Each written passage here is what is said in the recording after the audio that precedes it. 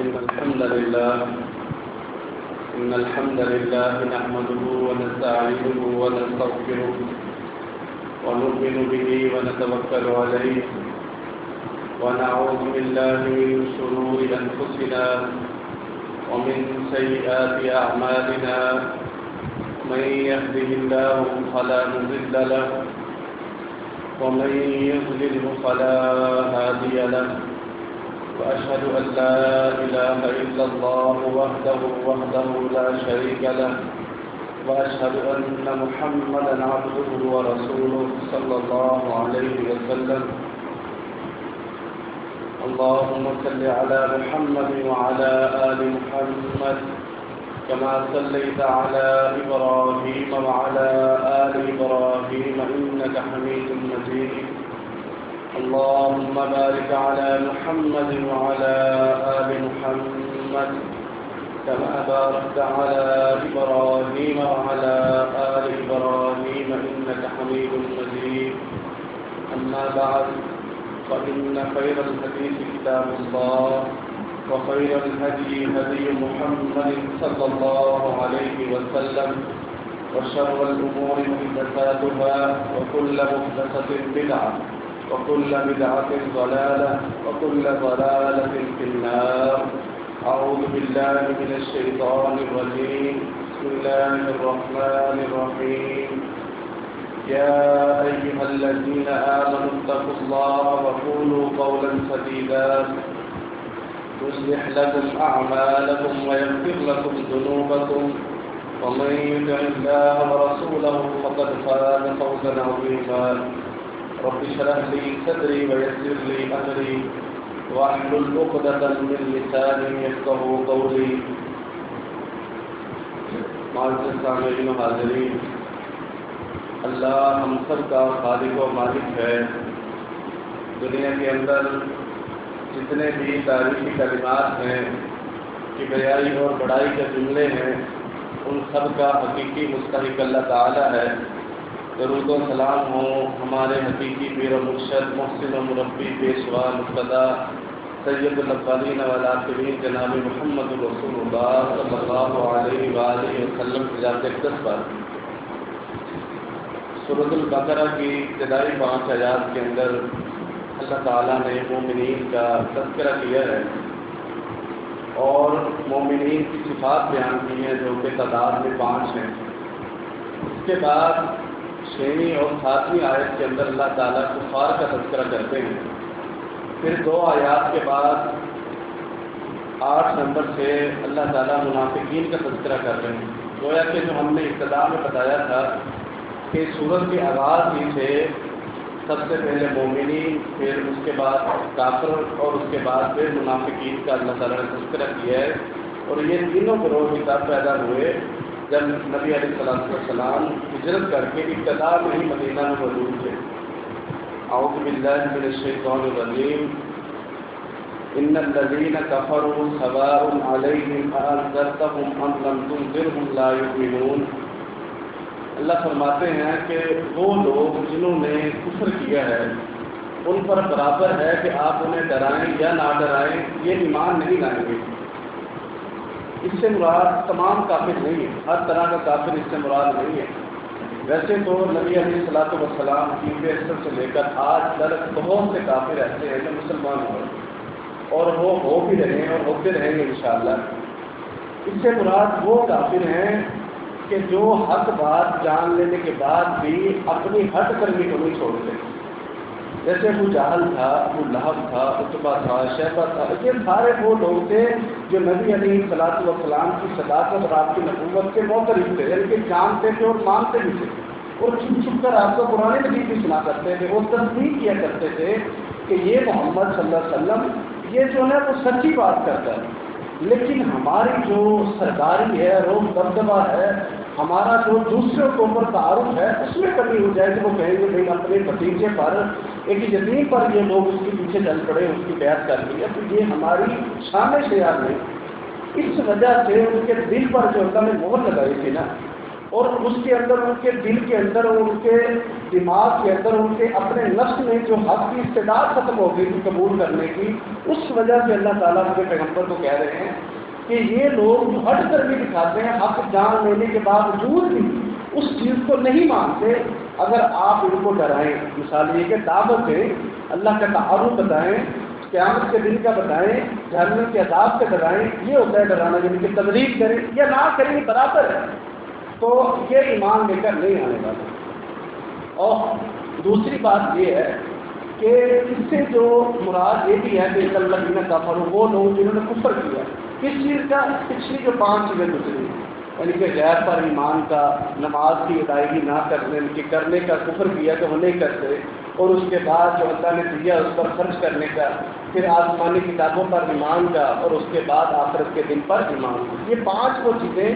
ان کا انکار بھی ان کے کھاتے جاتا ہے کہ انہوں نے اس پر ایمان نہیں لایا، اس وجہ سے اللہ تعالیٰ نے ان کو ہمیشہ کا کافر قرار دے دیا۔ آگے اللہ تعالیٰ یہاں پر رک کر ایک اور بات سمجھنی چاہیے کہ اس کا قطعی یہ مطلب نہیں ہے کہ ہم دیکھ لیں کہ ایک بندہ اپنی بات پر اڑا ہوا ہے، اب ہم نے اس کو تبلیغ نہیں کرنی، کیونکہ اللہ خود کہتا ہے کہ جو اپنی بات پر اڑ جاتے ہیں اور انہیں پتہ ہے آپ کیا ہے، تو اس کے باوجود بھی وہ ایمان نہیں لائیں گے، چاہے آپ انہیں تبلیغ کریں یا نہ کریں، تو وہ ایمان نہیں لانے والے۔ اس کا یہ مطلب نہیں کہ ہم نے ان پر تبلیغ نہیں کرنی،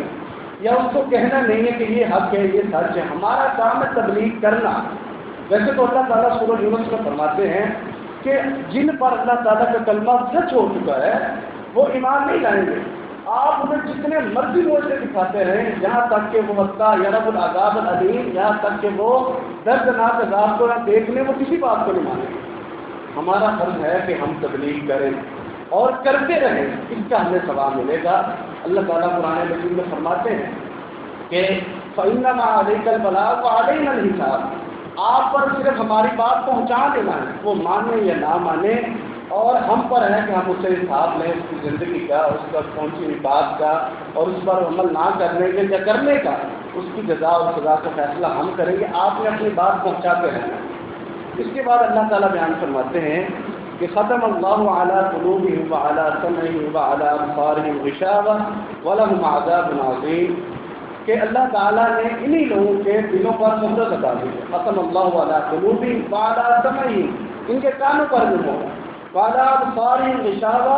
ان کی آنکھوں کے اوپر بھاری پڑتا ہے، غشاوہ یہ نور جو اس کے اوپر جو تنوین ہے نا تا کے اوپر، یہ تعبیر کی قسم ہے، یعنی کہ تنوین کی 2 پیش جو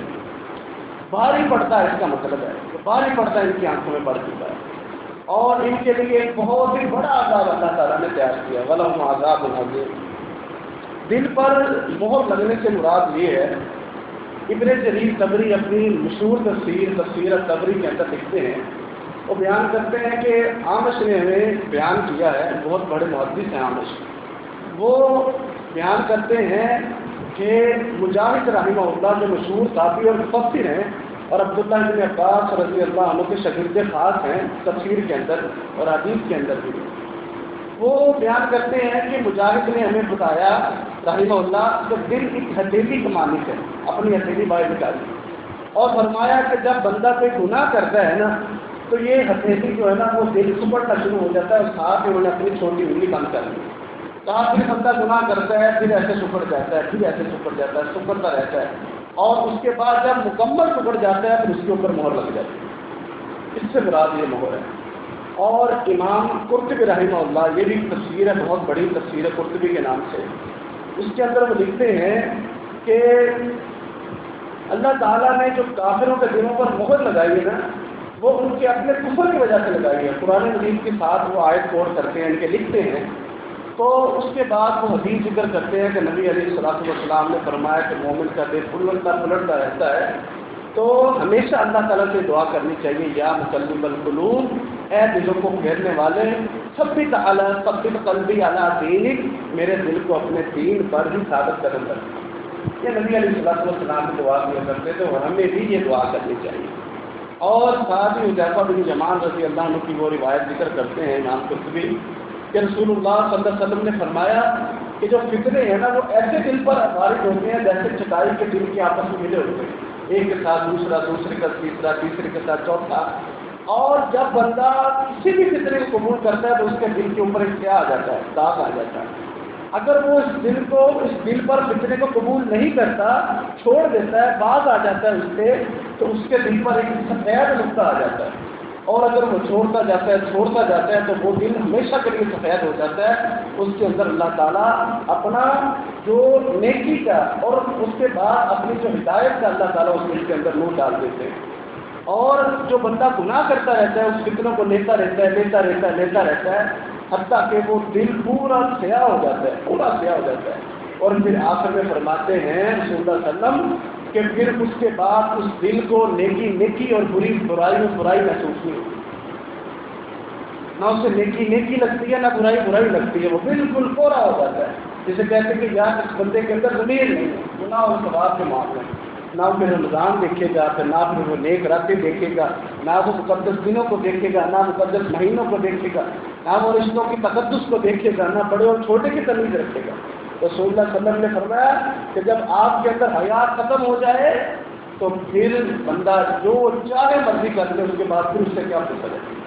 ایک بندے کا حیا ختم ہو جائے، یہ جب دل کے اندر سیاہی آ جاتی ہے تو مطلب یہ ہے کہ بندے کے اندر سے حیا چلا گیا ہے۔ رسول اللہ صلی اللہ علیہ وسلم نے فرمایا جب بندہ گناہ کرتا ہے تو اس کے دل پر ایک نقطہ نہیں جاتا ہے، اور جب توبہ کر لیتا ہے تو وہ نقطہ ہٹ جاتا ہے، لیکن جب گناہ کرتا رہتا ہے تاکہ دل زنگ آلود ہو جاتا ہے۔ اور اللہ تعالیٰ کا یہ فرمان کلا برأنا علی قلوبہم ما کانوا یکسبون کہ ان کے دلوں پر جو زنگ ہے یہ ان کی اپنی ہی کرتوتوں کی وجہ سے ہے، یہ نہیں ہے کہ اللہ تعالیٰ نے ان پر جو عذاب مسلط کیا ہے، انہوں نے خود اپنے دل کو اس قابل کر دیا ہے تو اس کے اوپر زنگ جمع ہو جائے اور پھر اس کے بعد سے نیکی اور برائی نہ لگے۔ یہ ساری تفصیل بتانے کا مقصد یہ ہے کہ اللہ تعالیٰ مہر تب لگاتے ہیں جب انسان اپنے آپ کو دھکیل دیتا ہے۔ کافروں کو بھی اللہ تعالیٰ بیان فرماتے ہیں کہ تب ہی مہر لگی تھی کہ جب ان کے کفر اس حد تک بڑھ گیا تھا کہ اللہ تعالیٰ اب جانتے تھے کہ یہ لوگ اب ایمان لانے والے نہیں ہیں، یہ عذاب ہی کے مستحق ہیں۔ تو ہمیں اپنے دلوں کو صفائی کرتے رہنا چاہیے، اس اعتبار سے کہ اپنے گناہوں کی معافی مانگتے رہنا چاہیے اور ہمیشہ مانگتے رہنا چاہیے۔ اللہ تعالیٰ نے یہ اس کے اندر حکمت بھی یہ ہے، ایک بندہ ہے اللہ تعالیٰ نے کتنے ہمیں نعمتوں سے نوازا، اب ہم آنکھوں، دل، کان ان سب کا استعمال اتنا ہی کریں جتنا کہ عام جانور کرتا ہے کہ سن لیا، دیکھ لیا، بوجھ لیا، کھانا کھا لیا، اور جتنا اپنے جسم کا استعمال ایک عام حیوان جیسا کرے تو اللہ تعالیٰ نے تو ہمیں قوت کئی درجے زیادہ دی ہے مانوں سے، بولنے کی، سننے کی، دیکھنے کی، سوچنے کی، محسوس کرنے کی، چلنے کی، پھرنے کی، سونے کی، کتنی زیادہ ہمیں صلاحیتیں زیادہ دی ہیں۔ تو اس کے یہ مطلب نہیں ہے کہ ہم اپنے ہی کام کرنے، اللہ تعالیٰ کی نشانی کو دیکھ کر اس کی عبادت کرنی ہے، اس کا ذکر کرنا ہے، اس کا تعارف حاصل کرنا ہے، اس کا تقرب حاصل کرنا ہے، پھر اس کے کہنے کار پر چلنا ہے۔ جب بندہ اللہ تعالیٰ کی دی ہوئی نعمتوں کو استعمال نہ کرے، قرآن کو نہ پڑھے، قرآن کی آیات نہ سمجھے، تو پھر اللہ تعالیٰ اسی طرح ہی اس پر عذاب مسلط کر دیتے ہیں، یہ دل پھر اس کے بعد کام کرنا چھوڑ جاتا ہے۔ اللہ تعالیٰ ہمیں اہل قرآن سے بنائے، قرآن کا فہم ہمیں سیکھنے کی اور کبھی عطا فرمائے، روز قیامت اس قرآن مجید کو ہمارے لیے باعث سفارش بنائے، ہمارے حق میں یہ سفارش بن کے آئے، کما علیہ الا البلاغ المبین۔